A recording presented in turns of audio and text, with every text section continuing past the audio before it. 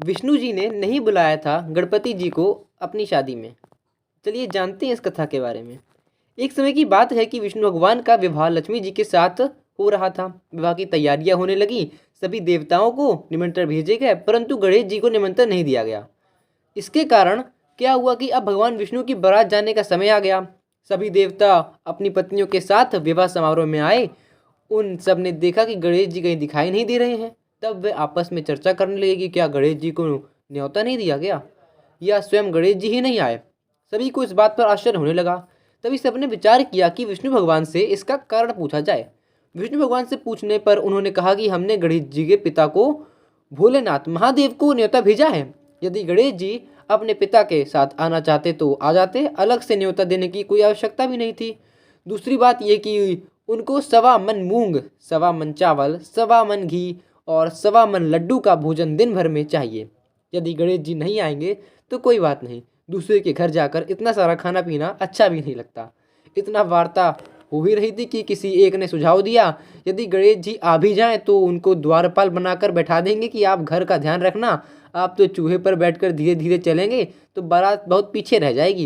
ये सुझाव भी सबको पसंद आ गया तो विष्णु भगवान ने भी अपनी सहमति दे दी। होना क्या था, इतने में गणेश जी वहाँ आ पहुँचे और उन्हें समझा बुझाकर घर की रखवाली करने बैठा दिया। बारात चल दी। तब नारद जी ने देखा कि गणेश जी तो दरवाजे पर बैठे हुए हैं, तो वह गणेश जी के पास पहुंच गए और रुकने का कारण पूछा।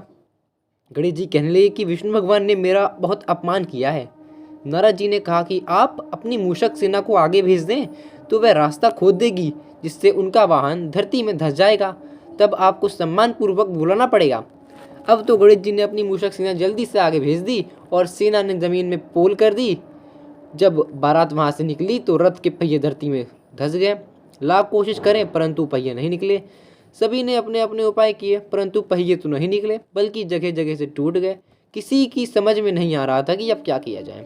तब तो नारद जी ने कहा कि आप लोगों ने गणेश जी का अपमान करके अच्छा नहीं किया। यदि उन्हें मनाकर लाया जाए तो आपका कार्य सिद्ध हो सकता है और ये संकट टल सकता है।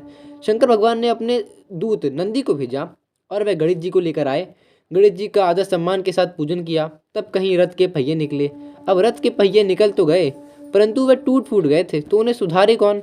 पास के खेत में खेती का काम कर रहा था, उसको बुलाया गया। खेती अपना कार्य करने के पहले श्री गणेशाय नमः कहकर गणेश जी की वंदना मन ही मन करने लगा। दिखते ही दिखते खेती ने सभी पहियों को ठीक कर दिया। तब खेती कहने लगा कि देवताओं अपने सर्वप्रथम गणेश जी को नहीं मनाया होगा और ना ही उनकी पूजन की होगी, इसलिए तो आपके साथ वह संकट आया।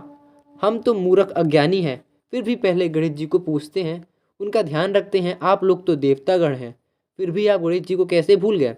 अब आप लोग भगवान श्री गणेश जी की जय बोल कर जाएं तो आपके सब काम बन जाएंगे और संकट भी नहीं आएगा। ऐसे कहते हुए व्रत वहाँ से चल दी और विष्णु भगवान का लक्ष्मी जी के साथ विवाह हो गया।